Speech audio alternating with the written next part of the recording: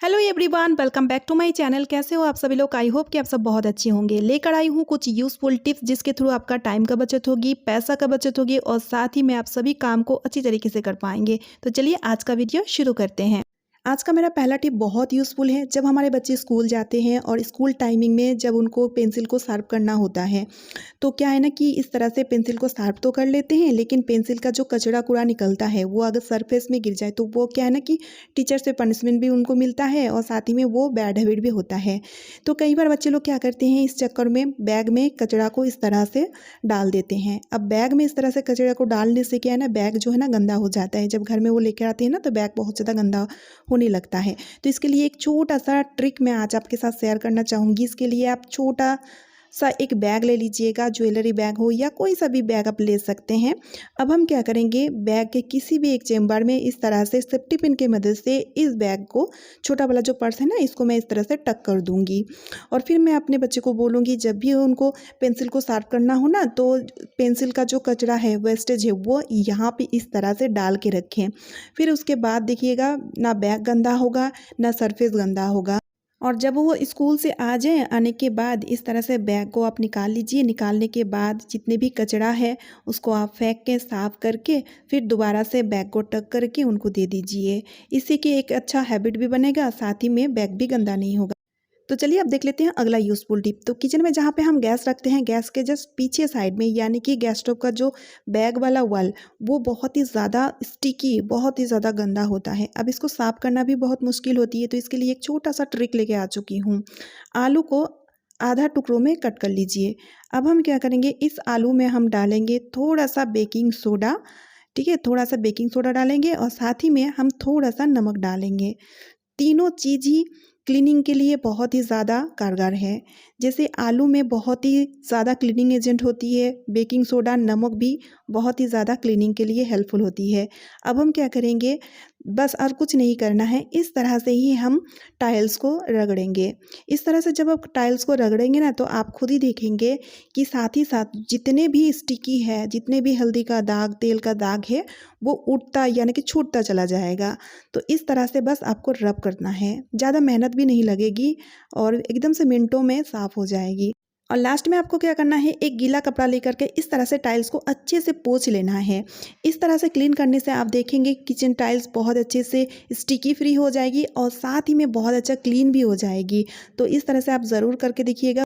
और बीच बीच में इस तरह से क्लीन करने से आप देखेंगे टाइल ना स्टिकी होगी, ना कभी भी गंदा होगी। उम्मीद है ये टिप आपका बहुत काम आएगा। तो चलिए अब देख लेते हैं अगला यूज़फुल टिप। तो 6 मंथ के बाद जब छोटे बच्चे को सॉलिड फूड खिलाया जाता है, तो ऐसा कुछ कुछ फूड है जिसको ना बच्चे खा नहीं पाते हैं, क्योंकि उनके पास दांत नहीं होते चबाने के लिए। और ज़रूरी भी है कि हम उनका डाइट में इस तरह का सॉलिड फूड शामिल करें, जैसे कि रोटी, पूरी, ये तो हमें देना ही चाहिए। तो जैसे कि चबा नहीं पाएंगे तो हम किस तरह से दें, तो मिक्सी का चटनी जार ले लीजिए, क्योंकि चटनी जार बहुत ही तेज़ होता है। अब क्या करना है, पूरी रोटी को इस तरह से आप छोटे छोटे टुकड़ों में कट करके इसमें डाल दीजिए और पीस लीजिए। देखिए ये कुछ इस तरह से पीस के तैयार हो जाएगा। अब इसको किसी भी सब्जी के साथ मिला करके खिला सकते हैं, इससे कि उनको प्रॉपर न्यूट्रिशन मिलेगी। और देखिएगा बहुत ही आसानी से झटपट वो खा लेगा, यानी कि चबाने का दिक्कत बिल्कुल भी नहीं रहेगा। आई होप ये टिप भी आपका बहुत काम आएगा। और मेरी ये वाली टिप भी बहुत खास है। अक्सर ऐसा इंसिडेंट हम सभी के साथ होता है, चाहे घर में हो या तो फिर ऑफिस में। लेकिन होता क्या है, चाहे वो बच्चों का कॉपी हो, बुक हो, या तो फिर इम्पॉर्टेंट डॉक्यूमेंट, या तो फिर इम्पॉर्टेंट पेपर हो, तो कई बार क्या है ना कि इस तरह से चाय, पानी या तो फिर कॉफ़ी जब गिर जाता है तो ना वो पेपर ख़राब हो जाता है, एकदम से गीला सौगी सा हो जाता है, तो हम बहुत टेंशन में आ जाते हैं। तो आपको क्या करना है, इस तरह से डायपर ले लेना है। डायपर आप घर में रख लीजिएगा, क्योंकि डायपर का बहुत सारा ट्रिक मैं आपके साथ शेयर कर चुकी हूँ। मैं क्या करती हूँ, इस तरह से डायपर को ना छोटे छोटे टुकड़ों में कट करके रखती हूँ। तो इस सिचुएशन में आपको क्या करना है, डायपर का एक छोटा सा टुकड़ा ले लेना है और जिस भी पेपर में चाय कॉफ़ी गिरा है वहाँ पे इस तरह से डायपर को टैप टैप करते हुए ड्राई कर लेना है। आपको पता है, आप सभी को पता है कि डायपर जो है ना, लिक्विड चीज़ को बहुत ही अच्छी तरीके से एब्जॉर्ब कर लेता है। ठीक है ना, तो इस तरह से देखिए पेपर क्लीन हो चुका है और ये बहुत जल्दी ड्राई हो जाएगा और ड्राई होने पे इसका जो दाग है ये भी रिमूव हो जाएगा। उम्मीद है कि ये टिप आपको बहुत यूज़फुल लगी है और अगर ये टिप यूज़फुल लगती है तो वीडियो को शेयर कर दीजिएगा। तो फ्रेंड्स अगला ट्रिक में मैं आपको एक प्रोसेस बताऊंगी जिससे कि आपका टाइम का बहुत बचत होगा। तो इसके लिए कढ़ाई में मैंने पानी लिया है। अब पानी में मैं ऐड करूंगी थोड़ा सा कुकिंग ऑयल। अब कुकिंग ऑयल ऐड करने के बाद अब हमें स्वाद अनुसार नमक भी इसमें ऐड करना है। स्वाद अनुसार नमक भी मैंने ऐड कर दिया है। अब हम क्या करेंगे, अभी इसमें हम आटा डालेंगे। ठीक है, आटा डालने के बाद हमें और एक चीज़ भी इसमें डालना है, वो है रवा यानी कि सूजी। लेकिन सूजी का क्वांटिटी बहुत ही कम रहेगा और इसमें हमने सूजी इसलिए डाला है क्योंकि इसको हमें फ्रोज़न बनाना है, तो जिस वजह से सूजी तो डालना ही डालना है। ठीक है, अब हमें आटा को बहुत ही मसलते हुए अच्छी तरीके से गूँथ लेना है। जैसे कि हम पूरी का आटा गूँथते हैं ना, इसी तरह से हमें आटा को गूँथ लेना है। अब गूँथने के बाद इसको रेस्ट होने के लिए हमें छोड़ना होगा। तो उससे पहले हम क्या करेंगे, एक ढक्कन से इसको इस तरह से कवर करके 1 घंटे के लिए हम छोड़ देंगे। अब 1 घंटे के बाद इस तरह से छोटा छोटा लोई हमें काट लेना है क्योंकि हमें बेलना है पूरी। ठीक है, तो पूरी जब हम बनाएंगे ना तो ध्यान रखिएगा, तेल लगाकर हमें पूरी को नहीं बेलना है। तो इस तरह से सूखा आटा छिड़क के हमें पूरी को बेलना है। अब पूरी को बेलने के बाद पूरी को हमें सेकना भी है। तो आपको सुन के थोड़ा अजीब लग रहा होगा कि पूरी को तो हम तलते हैं, क्यों सेकेंगे। तो ये एक प्रोसेस है, आगे हम पूरी को तलेंगे भी, वीडियो को ध्यान से देखें।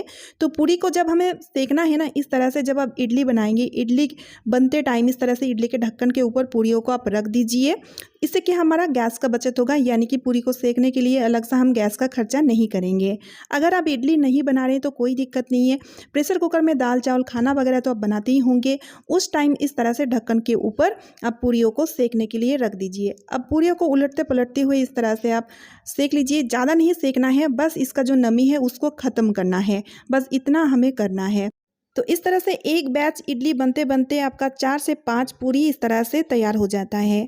और ये हमने बना के तैयार किए हैं फ्रोज़न पूरी। अब हमें क्या करना है, एक टिफ़िन बॉक्स या तो फिर इस तरीके का एयरटाइट कंटेनर ले लीजिए, उसमें पूरियों को रख दीजिए और इसको फ्रीज़र में रखना है। ठीक है, फ्रीज़र में रख के इसको मिनिमम 8 से 10 दिन तक रख के इसको खा पाएंगे। तो इस तरह से फ्रोज़न पूरी बनाकर रखने से आपका बहुत ही सुविधा होगा, आपका टाइम का बचत होगा। लेकिन हाँ, जब भी आपको पूरी तलनी होगी उससे आधा घंटा पहले इस तरह से आप फ्रीज़र से पूरियों को निकाल के रखें, फिर उसके बाद आप पूरियों को तलें। ठीक है ना, तो इस तरह से मैं आपको तल के दिखा रही हूँ। देखिए कितना बढ़िया तरीके से फुला फुला पूरी बन के तैयार हो रहा है। तो फ्रेंड्स अक्सर कई बार ऐसा होता है ना कि हम बहुत ही जल्दबाजी में रहते हैं, खास करके सुबह के टाइम जब बच्चों का टिफ़िन वगैरह हमें तैयार करना पड़ता है। तो आप क्या कीजिए, इस तरह से अगर पहले से ही फ्रोज़न पूरी बना के रख लेंगे ना, तो सुबह के टाइम आपके लिए बहुत ही आसानी रहेगा। इससे कि आपको बहुत राहत मिलेगा। देखिए कितना बढ़िया तरीके से पूरी बना है ना, बहुत क्रिस्पी पूरी बनता है इस तरह से बनाने से। तो फ्रेंड्स आज का वीडियो मैं यही पे एंड कर रही हूँ। आई होप आप सभी को आज का वीडियो यूज़फुल लगा है। वीडियो यूज़फुल लगने पे वीडियो को ज़्यादा से ज़्यादा शेयर कर दीजिएगा, एक लाइक कर दीजिएगा। चैनल पे न्यू यानी कि पहली बार आए तो चैनल को सब्सक्राइब ज़रूर कर लीजिएगा। तो चलिए फ्रेंड्स, मिलती हूँ नेक्स्ट वीडियो में। Bye friends and thanks for watching.